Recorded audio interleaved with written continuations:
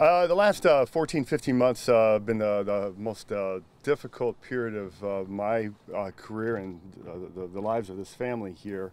I think most people know our story or are somewhat familiar, but on January 6th of 2019, I was fired from my job for being accused of something I did not do, which was use a racial slur.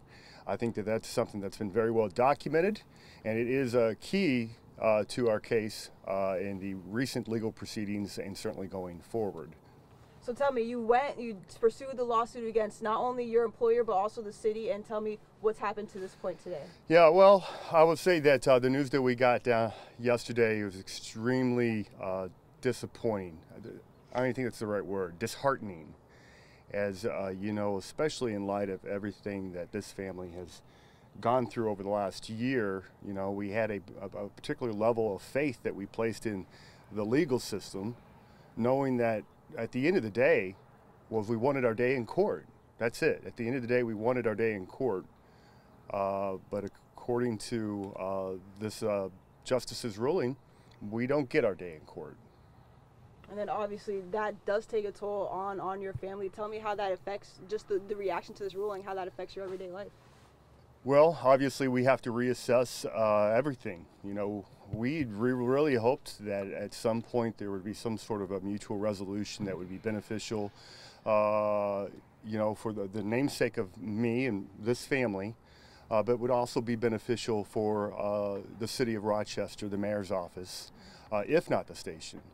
But they continue to double down, and unfortunately, because of this ruling, that doesn't leave us a lot of options. I do think it's rather unexpected that it would ever come to this point, especially considering I think anybody that looks at the scope of our case with any sort of real kind of level head and common sense about them, they would see that there's merit to what we are saying. But apparently this judge did not see it that way. And then walk me through the judge. He threw out the ruling for Channel 8, and he also, the separate lawsuit, threw out the ruling against the city as well. So the ruling against Channel 10 and also the ruling against the mayor / the city of Rochester. And going through, keep in mind, this has been a long process to get to where we are. Started 14, almost 15 months ago.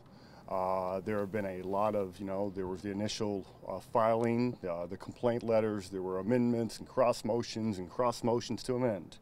You know, a lot of legalese. But we believed that the legal system would at least give us the benefit of the doubt, which is all that we're asking for, is benefit of the doubt so that we could speak to a jury and that we could prove on a factual basis our claims.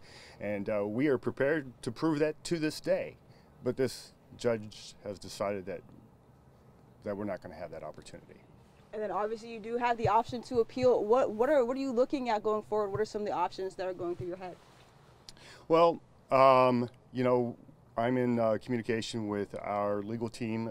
We had a lengthy briefing earlier today about what we want to do going forward. I will say that if it was just about our case and, you know, what has happened to this family, you know, we would have left over a year ago. You know, we're both from Indiana and we both have family and roots there. There would have been no need for us to stay here. But we stayed here because of all of the overwhelming amount of support. I don't think that this looks, I don't think that the judge's ruling, and I don't think that the actions by the station or by the mayor reflect this community. And I'm talking about the greater Rochester community. These people are great. They would take the shirt off their back, and they have many times for this family. And so we stay up here because of them.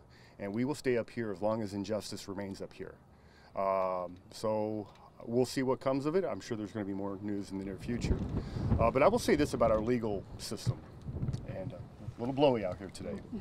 I will say this about our legal system up here in Rochester, is that, at least from my vantage point, you know, this is the first experience I've ever had inside of a courtroom, but watching the way this proceeding went, it's very evident that there seems to be some catering towards the powers that be, the power brokers that are here in town. I don't need to name the politicians. I don't need to name the other entities and television stations involved. But it certainly seems like they are represented very well. But the common man, the family man, not represented so well.